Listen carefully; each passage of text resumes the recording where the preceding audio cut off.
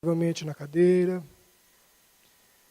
Fechemos nossos olhos e mentalizemos a figura de Jesus, sua doce imagem de amor, a quem agradecemos, Pai, por mais uma vez estarmos nesta casa, dispostos a buscar conhecimentos que possam nos transformar como pessoas, como espíritos. E através desses ensinamentos, Mestre, buscarmos caminhos melhores, dias de mais paz, que tanto necessitamos, Jesus. Permita, Mestre, que os teus amigos espirituais estejam conosco nessa noite, intuindo o nosso palestrante, abrindo a nossa mente. Em especial, pedimos a proteção dos nossos anjos da guarda. E neste intuito, Jesus, só lhe temos a agradecer por tudo que nos destes. Esteja conosco, hoje e sempre, e que assim seja.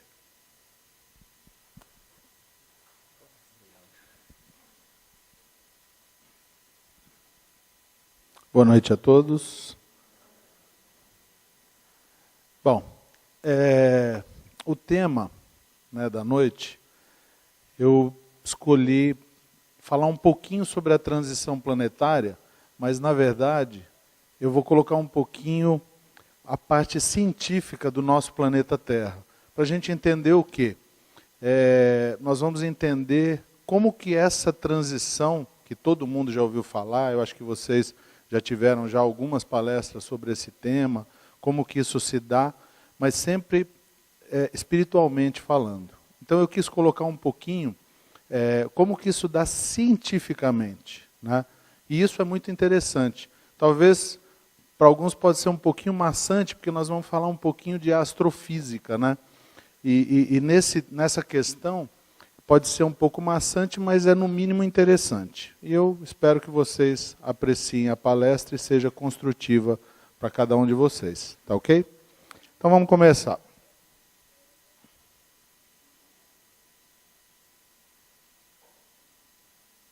Então, vou falar um pouquinho desses grandes pesquisadores, né, que encarnaram na Terra e que começaram a estudar como é que se dava esse negócio da astronomia, da astrologia, né, dos planetas, mas principalmente da Terra, né? Então, lá no ano de 600 a.C., Tales de Mileto, né, ele chegou à seguinte conclusão, sem ter instrumento nenhum, né, que a Terra era redonda. Então ele se questionou, a Terra é redonda e as órbitas são elípticas. Então esse para mim é o pensamento mais interessante, porque o mais antigo deles é o que mais acertou, né? Então a gente sabe que a órbita da Terra ela é elíptica, né, não é circular, e que a Terra é redonda. Achatada nos polos, mas aí ele chegou bem perto. Aí depois, 100 anos depois, 500 anos antes de Cristo, Pitágoras descobriu a rotação e a translação da Terra. E inclui nesse estudo o sistema solar. Saber que nós não estávamos ali, nesse momento, sozinhos, não era só a Terra. Ele incluiu outros planetas que estavam ali orbitando de alguma forma. No ano de 340 a.C., Aristóteles chegou à conclusão, já com algum instrumento, né, muito precário, obviamente, que a Terra era redonda e, obviamente, dentro de um conceito que você pode ter um entendimento que a Terra é redonda e não como se pensavam alguns pensadores, que você ia no barco, né, onde você não tinha lá o infinito e o barco caía num abismo, né? A Terra seria chata, né? Então aqui ele já chegou à conclusão que a Terra era redonda. E a teoria do modelo do geocentrismo, ou seja, a Terra era o centro de tudo, né? O Sol girava em torno da Terra. Esse seria um dos mais importantes, que foi Ptolomeu, que no ano de 140 já depois de Cristo, ele chegou à conclusão que o universo era uma abóboda e a Terra estava dentro dessa abóboda. E essa foi a versão incorporada pela igreja, na época a Igreja Católica, né? Porque nós estamos aqui logo depois já da vinda do Cristo, né? De Jesus. Então, essa versão ficou incorporada à igreja durante 1500 anos. Então se achava que a gente vivia dentro de uma abóboda. O universo era isso. Então o céu que se via era um teto, era uma capa, né? Essa teoria de Ptolomeu foi cair por terra, vamos dizer assim, no ano de 1514, quando Copérnico, então, chegou à conclusão, ou seja, teorizou o heliocentrismo, né? Então aí já sabia-se que a Terra não era o centro do universo, né? E que não era o Sol que girava em torno da Terra, e sim ao contrário. E os planetas giravam em torno, né, do Sol. Que obviamente foi rejeitada pela igreja. Inclusive Copérnico era católico, ele foi até expulso da igreja por causa disso. Aí quando veio Galileu Galilei, né, que inventou aí o telescópio, aí já com instrumentos, ele afirmou, né, que ele confirmou o heliocentrismo, né, e confirma as órbitas elípticas, como o nosso querido Tales de Mileto, em 600 a.C., já tinha afirmado, né. Aí em 1687, Newton descobre a lei da gravidade e os modelos matemáticos para poder analisar, né, os corpos celestiais. E aí em 1818, com 22 anos, esse François Arago, ele faz descobertas na área óptica, né? Isso tudo foi um avanço para o homem poder entender o que seria o quê? O universo, né? Uma coisa que hoje para nós já é muito mais fácil da gente entender, mas quando a gente vai entrar, onde a gente vai ver aqui agora, nós vamos ver a complexidade desse universo, né? Não é tão simples assim, mas a gente já entende a grandiosidade desse universo.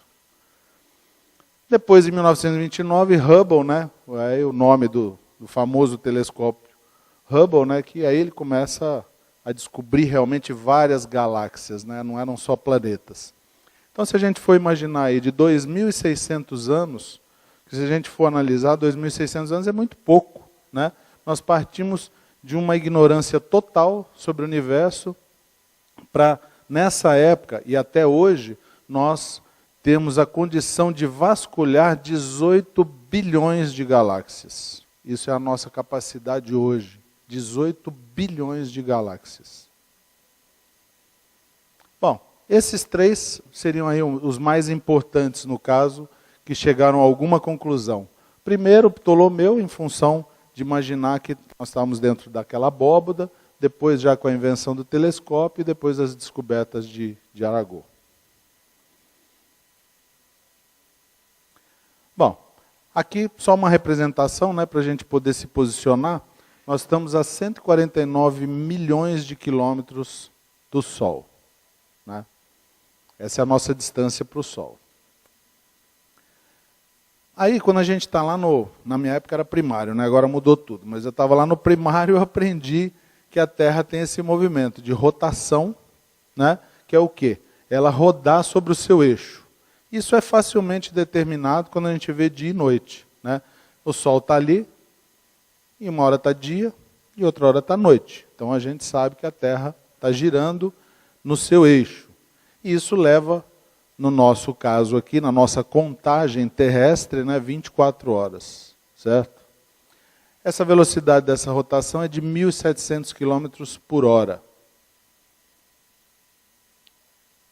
E o outro movimento que a Terra faz é o de translação, que é o que ele faz, aquela translação elíptica em torno do Sol, que dura aí os 365 dias, 6 horas e 9 minutos, né? Que dá o nosso ano e é o que define as nossas estações do ano, né? As 4 estações do ano, porque em cada momento, né, o nosso planeta ele vai estar em determinada posição em relação ao Sol.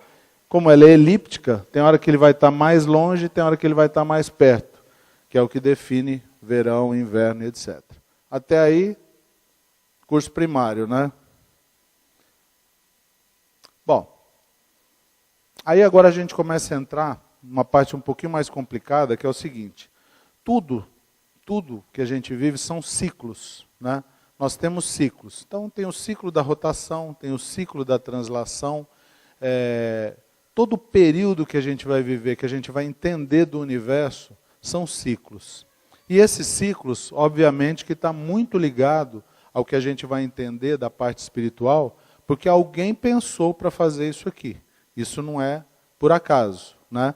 Então existe uma matemática intrínseca nesse sentido, e um desses ciclos é o que é chamado de precessão dos equinócios, né? Primeiro, o que é o equinócio? Equinócio é uma determinada data, um período, né, do ano. São 2 datas do ano, onde nós temos exatamente 12 horas de dia e 12 horas de noite, certo? Então isso é um equinócio. A precessão dos equinócios, ele mostra para a gente o seguinte: o eixo da Terra, ele não é dessa forma assim, ele é tombado assim, certo? Então, isso aqui, quando a gente mira esse eixo para o lado esquerdo aqui, nós vamos entender que no movimento de rotação, a Terra roda dessa forma, só que não é assim, é assim.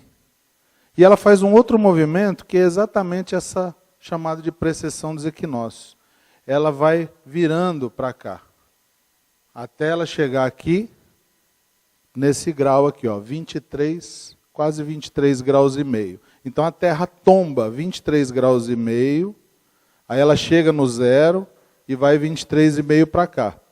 Para ela sair daqui e chegar aqui, demora 14 mil anos. Então, para ela ir e voltar, demora 28 mil anos. Na verdade, eles dizem que é de 26 a 28 mil anos. Então, nós, encarnados, nós não temos condições de vivenciar todo esse processo. Mas aqui, ó, qualquer leigo pode entender o que acontece quando a Terra faz esse movimento. Então, nós vamos ver que o que está aqui vai subir, até ele vai entortar para o outro lado. Então, isso causa uma mudança nas águas do planeta. Então, lugar que hoje tem terra, amanhã vai estar inundado.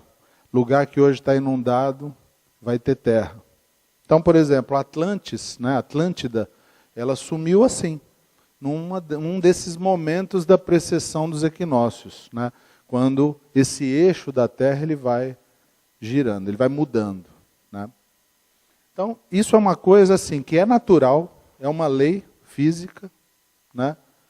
Mas quase ninguém sabe que isso existe, porque a gente não vive isso, né? Nós vivemos 1 ano, 2 anos, a gente sabe que a Terra está girando ali em torno do Sol. Isso a gente está vivenciando, mas vivenciar 14 mil anos, que é onde dá uma mudança, 7 mil anos, a gente não vive isso, né? Mas nós, a Terra já passou por essa situação várias vezes, né?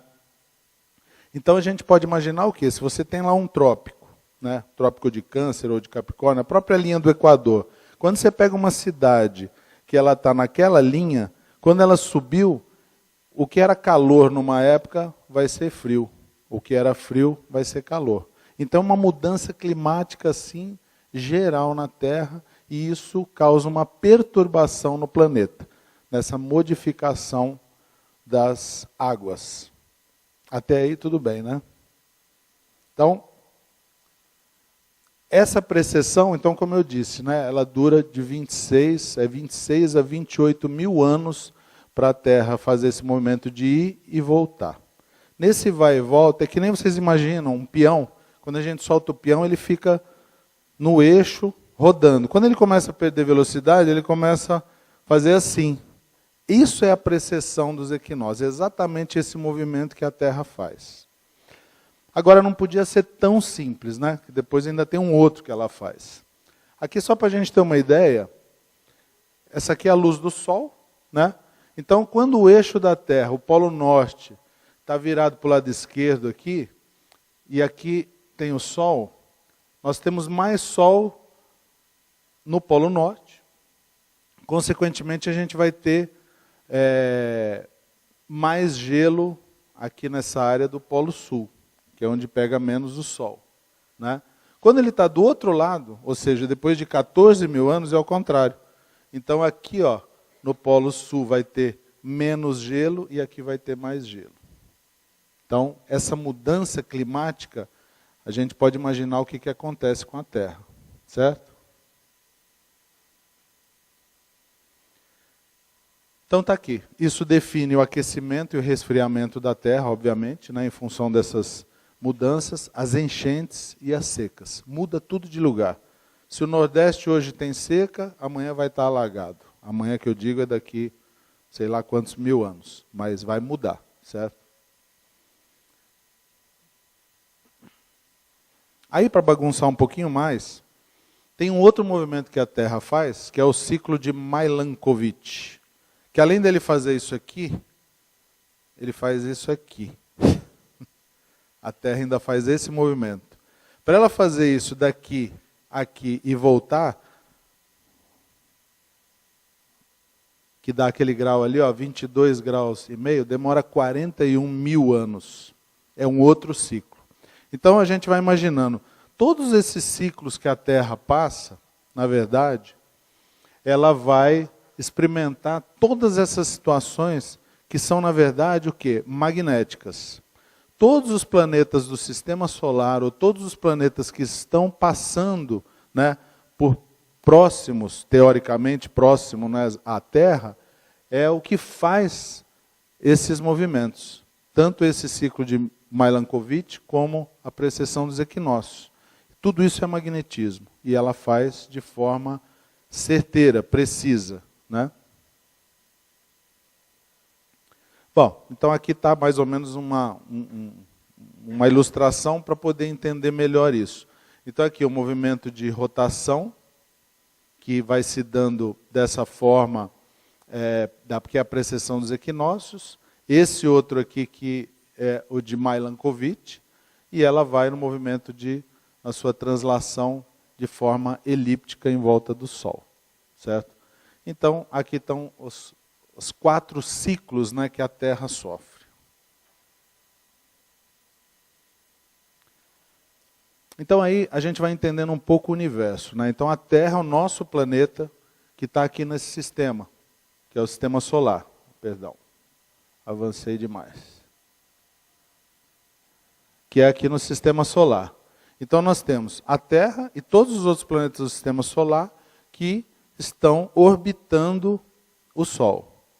Esse Sistema Solar, ele está com outros sistemas solares, ele está orbitando uma constelação. Essa constelação, com outras constelações, ela está orbitando uma galáxia, aliás, uma nebulosa. Essas nebulosas juntas estão orbitando uma galáxia. E essas galáxias juntas, elas estão orbitando uma supernebulosa. Então se a gente pegar aqui, ó, que é esse conglomerado de galáxias orbitando uma supernebulosa, aí nós aqui na Terra,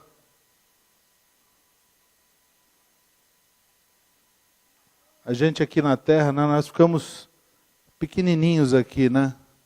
Então, isso daqui, por isso que eu falei no início que talvez fosse um pouquinho chato, mas é interessante, né? É para a gente entender um pouquinho a dimensão do universo que a gente vive, o quão pequeno nós somos, né? Então, quando a gente se coloca naquela posição no meio desse conglomerado de galáxias, constelações e nebulosas e etc., que é muito para a nossa cabeça para a gente entender isso, né?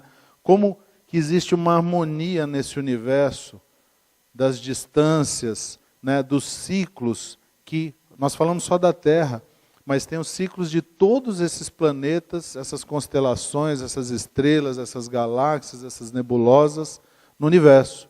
Tudo controlado, certo? Tudo perfeitamente em harmonia. E tem gente que ainda não acredita em Deus, né?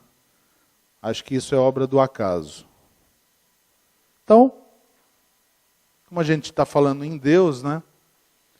Então está lá no livro dos Espíritos, né, aquela primeira pergunta, né, que na verdade não é o que é Deus, é que é Deus. E lá está uma forma, obviamente, bem simplista de dizer o que é Deus, né? Que Deus é a inteligência suprema, causa primária de todas as coisas. Então é uma forma muito simplista da gente falar de Deus. Mas, se a gente voltar lá no passado, né, na época lá de Ptolomeu, 140 anos, né, 140 depois de Cristo, nós, né, lá naquela época, nós achávamos que esse Deus era um Deus, eu coloco aqui como um Deus tribal. Então a gente pega, até hoje existe esse Deus tribal, né? O nosso Deus é o Deus do Ocidente, mas tem o Deus do outro que é o do Oriente, tem o outro que é do Oriente Médio, tem o Deus de todo mundo, tem o meu Deus, tem o Deus de cada um aqui, e cada um pode ter o seu Deus, são 7 bilhões de deuses, né? Então esse Deus que a gente tenta colocar como dentro de uma abóboda, né, é um Deus tribal. E na verdade a doutrina espírita, ela entende um Deus cósmico, um Deus muito maior do que isso, que é um Deus pequeno, um Deus tribal, né? Então esse Deus, na verdade, é um Deus que a gente não tem ainda a mínima condição de entender o que é esse Deus, né? Então ele não pode ser diminuto. Bom, dentro desse conceito, voltando ao nosso planetinha, né, a gente sabe que tudo é organizado. E a gente sabe que a organização do planeta Terra, né, foi confiada por Deus a Jesus, né, que é o governador espiritual do planeta. Aí tem um outro negócio que é interessante para a gente entender, para fechar essa parte mais da astrofísica aqui, que Emmanuel nos traz, através do Chico, ele coloca assim, que na Terra existe uma atividade que dura 260 mil anos. Oh, meu Deus do céu, o botãozinho aqui tô rápido demais. Dura 260 mil anos de atividade e tem mais 260 mil anos de repouso que nem ele faz ideia de como isso seja, muito menos nós, né? Mas é um ciclo, é um outro ciclo que dura 520 mil anos terrestres. Aí ele coloca para a gente o seguinte, nesses 260 mil anos vividos, então começou o seguinte, aqui nós tivemos os primeiros 64 mil anos e depois nós tivemos mais 7 de 28 mil anos. Isso é um ciclo que vai fechar os 260 mil. Nesse período aqui, é onde apareceu, há 200 mil anos antes de Cristo, o homem de Neandertal. Certo? Então esse foi lá, nossa pré-história. Passados esses 64 mil anos, nós tivemos, há 137 mil anos, né, antes de Cristo, veio uma raça. Então, a cada 28 mil anos, nós temos uma raça diferente da outra. E aí nós vamos entender por quê, né? Depois, em 109, outra raça. Aí, o que se tem notícia que Emmanuel traz, né, em 81 mil anos, ou seja, 81 mil antes de Cristo, apareceu essa raça lemuriana. Depois, em 53, a raça Atlântida. E em 25 mil antes de Cristo, a raça ariana, que é a nossa. É onde nós estamos aqui, ó. A Terra está aqui, que vai fechar o ciclo no ano 3000. Nós estamos no ano 2000, no ano 3000 vai fechar esse ciclo de 28 mil anos aí. E aí nós vamos ter mais 60 mil anos até fechar esse ciclo de atividade. Isso aqui tudo fecha 260 mil anos. Depois daí entra naquele 260 mil de repouso que a gente não tem ideia do que seja. Bom, o que é interessante aqui? 25 mil anos, 25 mil antes de Cristo, teve uma mudança no código genético. E aí apareceu o homem de Cro-Magnon. que é completamente diferente do homem de Neandertal, né? Então, houve uma mudança genética e esse homem de Cro-Magnon apareceu, que foi exatamente na época que aconteceu o exílio em Capela, e nós, do planeta Terra, recebemos os exilados de Capela. Esses exilados de Capela, eles foram os que habitaram os corpos desse homem de Cro-Magnon. Então, essa mudança genética ela foi necessária nesta matéria para receber esses espíritos que vinham exilados de Capela. Porque eles já eram espíritos que eram mais evoluídos do que o homem de Neandertal. Então, precisava ter uma mudança nesse código genético para poder receber esses espíritos que iam encarnar aqui na Terra. Depois, no ano de 4000 a.C., é o que é simbolizado por Adão, né, que a gente entende como a raça adâmica. Esses homens, esses espíritos que chegaram de Capela, eles tinham a inteligência, né, elevada, porém a moral baixa. Então é exatamente o processo que nós estamos vivenciando hoje no planeta Terra, que é a transição do planeta, foi o que eles viveram naquela época lá. Então, eles tinham um intelecto alto, mas a moral baixa. Então eles vieram aqui para depurar, né, para se melhorarem, para poder eventualmente evoluir moralmente e eventualmente voltar para o seu planeta, né? Então, perto do ano 11.000 a.C., teve uma outra filtrada e vários espíritos retornaram à Capela. Eles conseguiram, né? Inclusive, depois, os principais eram os egípcios. E nesse período de 4000 a.C., foram aqueles espíritos que ainda não conseguiram se depurar, se melhorar. E eles continuaram aqui na Terra. Então, por isso que tem lá o lance do pecado original, né? O homem ainda no erro, representado por Adão. Eram esses espíritos, na verdade, os capelinos, que ainda não conseguiram retornar para a sua pátria.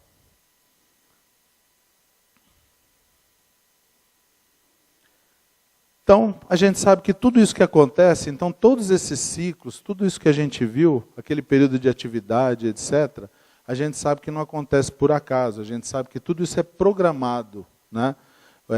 Queira ou não, da nossa parte, não tem querer. Isso é uma programação e acontece cientificamente.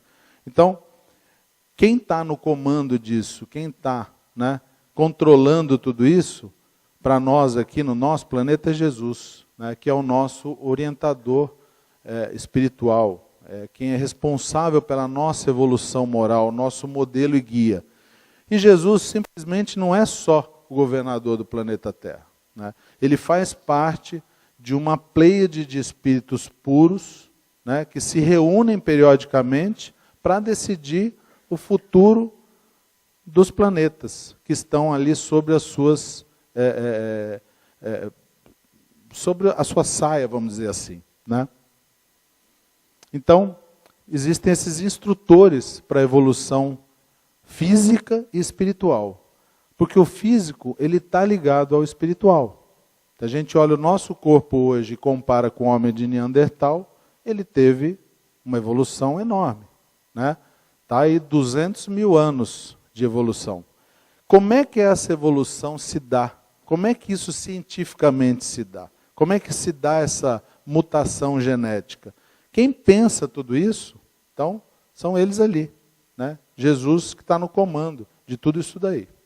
Porque hoje a gente pensa assim, como que a gente vive no planeta Terra? Como é que a gente se habitua com o clima? Quantos graus a gente suporta, para cima e para baixo? Se a gente morasse em Mercúrio, se a gente morasse em Vênus, obviamente que os nossos corpos, como os corpos de quem mora lá, estão adaptados a esse clima, tá certo? Então é exatamente isso que acontece e o que vai acontecer daqui para frente.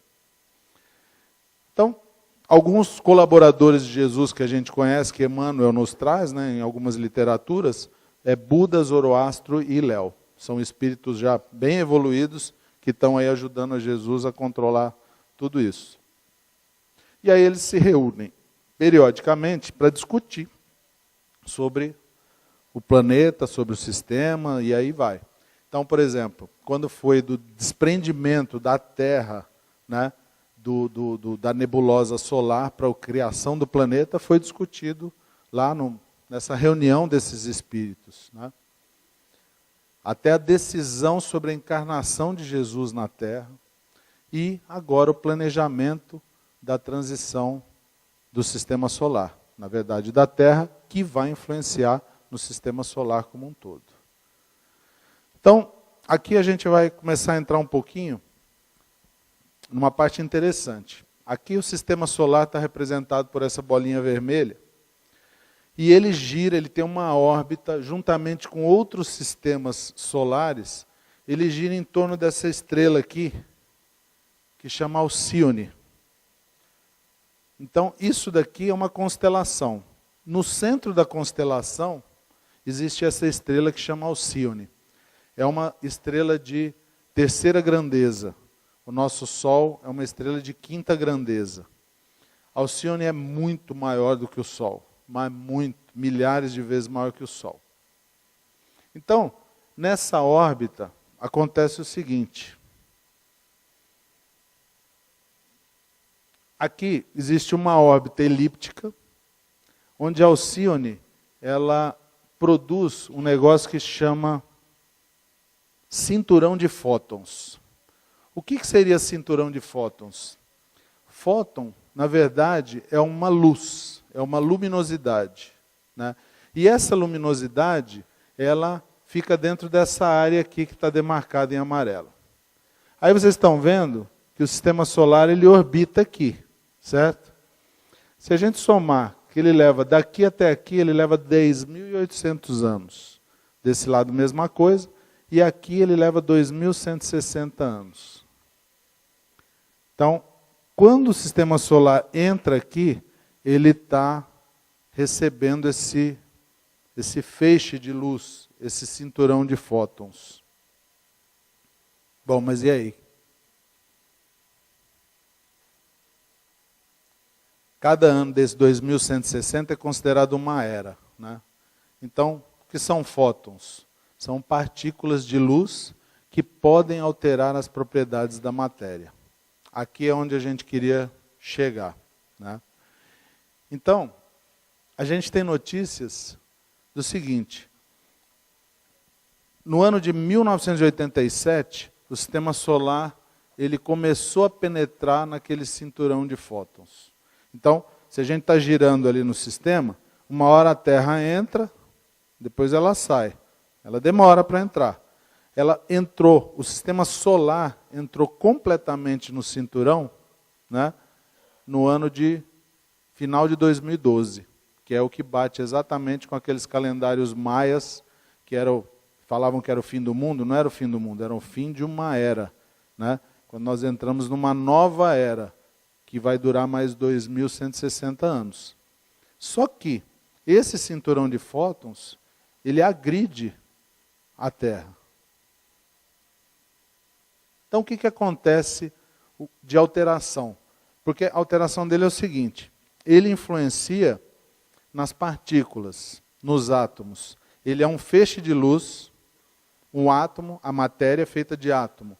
Então nós temos lá no átomo o núcleo, prótons e nêutrons, e fica orbitando ali no núcleo os elétrons. Esses fótons, eles têm a particularidade de influenciar nessa órbita desses elétrons. O que acontece com a matéria? Ela se modifica. Se eu modifico essa órbita dos elétrons, ela vai modificar a matéria. Isso aqui é matéria, né? Isso aqui é matéria. Nosso perispírito é o quê? Matéria também. Então, quando nós entramos nesse feixe, nesse cinturão de prótons, a nossa matéria começa a ser alterada. E aí o que acontece? Quais são as alterações físicas que esses fótons provocam? Então, eles provocam alterações nas propriedades das matérias. As matérias começam a se modificar. Todo tipo de matéria. Aí o que começa a acontecer? Doenças em corpos menos saudáveis. Por quê? Porque se você alterou a matéria, de alguma forma, as doenças vão poder influenciar muito mais nesses corpos que não vão ter saúde. Então você começa a ter mais problema de doença. Os perispíritos, eles vão necessariamente ficar mais refinados, porque eles estão sendo alterados também, porque ele é matéria. Então o nosso perispírito, teoricamente, vai ser transformado. Isso ainda é físico, não é espiritual. Existe uma adaptação genética, que é exatamente como aconteceu lá atrás, com o homem de Cro-Magnon. Existiu essa adaptação genética em função dessa liberação desse cinturão de fótons. Então é o que vai acontecer conosco hoje novamente. Nós vamos ter um novo homem daqui para frente que está sendo formado. Então vai ter uma alteração genética enorme. Consequentemente, uma seleção de espíritos mais moralmente desenvolvidos. E aí é onde a gente chega na parte, vamos dizer assim, doutrinária espírita, que é, para que serve tudo isso daqui? Como é que nós vamos nos posicionar diante de toda essa modificação, que é um ciclo natural, é científico, é físico, né? Até então, nada espiritual. Aí as alterações espirituais são as seguintes. Alterações na composição fluídica do planeta. Nós sabemos que em torno da Terra existe um fluido cósmico universal, certo? Esse fluido é inerente à Terra, né? O nosso perispírito, nosso, da Terra, é tirado desse fluido cósmico universal que circunda o planeta Terra. Com esses fótons entrando em ação, ele vai começar a modificar a composição do fluido que envolve a Terra. É uma adaptação genética. Então, começa a ter alterações na psicosfera do planeta, né? Então, a psicosfera do planeta é tudo que gira em torno dele. Os seres espirituais, encarnados e desencarnados. Consequentemente, muda-se o psiquismo. Por quê? Se eu tenho um psiquismo que não está adequado a esse padrão de fluido cósmico, eu sou automaticamente expurgado. Eu não consigo, o meu perispírito não tem mais presença nesse planeta. Ele ainda é rude, ele não é sutil. O nosso perispírito, ele vai se tornar mais sutil porque ele vai vir de um fluido cósmico já diferente do que tem hoje. Ele está sendo modificado. Então, quem não tiver um psiquismo adequado, ou seja, ainda for um espírito não evoluído, não é? Aquele que ainda se compraz com o mal, um psiquismo ruim, ele não vai permanecer aqui. Desencarnou, não volta mais para cá. Vai, consequentemente, ter uma nova psicosfera que vai estar adequada aos espíritos mais avançados. Hoje a gente não consegue trazer para o planeta Terra, né, aqueles administradores lá do planeta, Jesus no comando, não consegue trazer porque não tem um psiquismo, uma psicosfera ideal para esses espíritos de outra magnitude poder encarnar aqui, né? Então isso é muito complexo, não é simples, como a gente imagina. Traz o espírito lá, encarna aqui no corpinho daqui mesmo e tudo bem. Jesus, para conseguir encarnar no planeta Terra, ele teve que ser condensado o seu perispírito e demorou mais de 600 anos para isso acontecer. Então isso é um processo muito complexo. Então dessa forma, essas alterações em função desses fótons, elas vão permitir que novos espíritos de uma magnitude superior possam encarnar aqui na Terra. Para quê? Para nos ajudar na nossa transição. Eu falo nos ajudar porque eu pretendo estar aqui, né?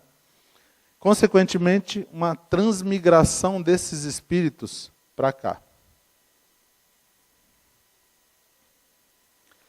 Isso se dá, obviamente, não só com os encarnados, que a gente sabe que são 7 bilhões, né, de seres encarnados, como também mais ou menos 25 bilhões de desencarnados que circundam o planeta Terra na nossa psicosfera. Então, dentro desses 25 mais esses 7 bilhões, quem não tiver o psiquismo adequado a essa nova formatação da matéria que vai envolver o planeta, não vai ficar aqui, né? Então, isso, na verdade, é a transição planetária. Tá certo? Então, tirado aqui do livro de Manuel Filomeno de Miranda, né, psicografado pelo Divaldo, tem um trechinho que diz isso. Estarão reencarnando-se elevados espíritos da filosofia e da arte, da religião e da política do passado, considerados pais destas doutrinas, a fim de poderem reformular, atualizar e conduzir as origens do ideal. Então, alguns espíritos que aqui já passaram, né, que são de uma evolução, né, já tiveram uma evolução maior, eles vão retornar para poder nos ajudar a passar pelo nosso período de transição e a gente sair do planeta de provas e expiações e entrar no mundo de regeneração. Então, a transmigração dos capelinos deu-se através do que nós chamamos de transição planetária. Então, exatamente o que a gente está vivendo, nós estamos vivendo, já começamos a viver, ainda vai levar alguns anos para se concretizar, foi o que aconteceu lá com os capelinos. Então vai haver essa higienização espiritual, né, do orbe, para uma nova postura com mais responsabilidade pessoal e coletiva. O que quer dizer isso, né? Isso é o que a gente tem que focar. Isso aqui é toda a parte da nossa moral. Como que nós vamos nos colocar diante de tudo isso? Né? Nós simplesmente não podemos querer, eu quero continuar na Terra, eu sou bonzinho, né? O que nós temos que fazer aqui, nesse momento, é ter uma reflexão sobre o nosso comportamento, fazer a nossa reforma íntima. Acho que todo mundo já está cansado de ouvir sobre reforma íntima, né? Mas é muito necessário a gente poder interpretar, procurar os nossos defeitos, que são defeitos do passado, que nós trazemos, né, as nossas mazelas, e tentarmos nos corrigir. Dessa forma, nós vamos nos elevar moralmente. E essa responsabilidade, né, espiritual, vamos dizer assim, ela não pode ser só pessoal. Eu não posso me preocupar só comigo. Eu tenho que ser coletiva. Porque a gente vive num mundo, a gente vive num universo que um depende do outro. A gente vê o quão um planeta ou o quão uma estrela influencia no outro, né? Então, tudo é interligado, né? Se tirar alguma pecinha ali do meio, esse negócio é capaz de desmoronar todo. Mas, obviamente, a gente sabe, quem está no comando de tudo isso, né, não vai deixar a coisa degringolar. Já estourei o tempo? Não. Mas já está acabando já. Bom, então, isso aqui é uma chamada para a gente entender a parte científica da coisa, como que esse expurgo desses espíritos que não vão mais permanecer no planeta Terra, como isso vai se dar. Vai se dar naturalmente, né? Através dessa mutação, dessa modificação da nossa matéria, consequentemente do nosso perispírito. Esse psiquismo já não vai mais encontrar lugar no nosso planeta. A transição planetária é um processo envolvendo uma sucessão de eventos nos planos físico e espiritual. Então, aí acontece o quê? No plano físico, a gente tem catástrofes e acidentes, né? É só ligar a televisão todo dia que a gente vê isso daí. Mas por que isso está se dando? Então, a gente olhou lá atrás, né, que é a precessão dos equinócios. Toda essa modificação do eixo da Terra, ela começa a bagunçar mesmo. Ela entra em perturbação, as águas vão se movimentando, por isso nós temos aí as tsunamis e etc. E a tendência disso vai ser piorar, né? E aí o que nós temos do lado espiritual? É a vinda desses espíritos, que a gente conhece aí alguns, né, as crianças índigo, cristais, né, são espíritos já superiores que vêm para nos ajudar nesse processo aí da transição. E a higienização espiritual do orbe, ou seja, essa limpeza. Quem está aqui, que não está compatível com quem está prezando mais o bem do que o mal, vai ser realmente expurgado, né? Por essas maneiras aqui que nós vimos aqui atrás, né? Cientificamente. Então, os espíritos que não tiverem essa moral, consequentemente seu perispírito e o seu espírito mais refinado, não vai conseguir permanecer nesse orbe. E é onde faz essa higienização espiritual. Hoje, quem é mal atrapalha quem está no caminho do bem. Então, tendo esse expurgo, fica só o bem. E mais aqueles espíritos que vêm para nos ajudar, né, a nos elevarmos cada vez mais. E aí a transmigração desses espíritos moralmente avançados, esses que chegam para nos ajudar e nos impulsionar nessa transição. É isso, gente. Espero ter, apesar do comecinho um pouco maçante, mas eu acho que é interessante. Espero ter contribuído aí com o conhecimento de vocês em relação ao tema. Muito obrigado, até uma próxima oportunidade. Boa noite.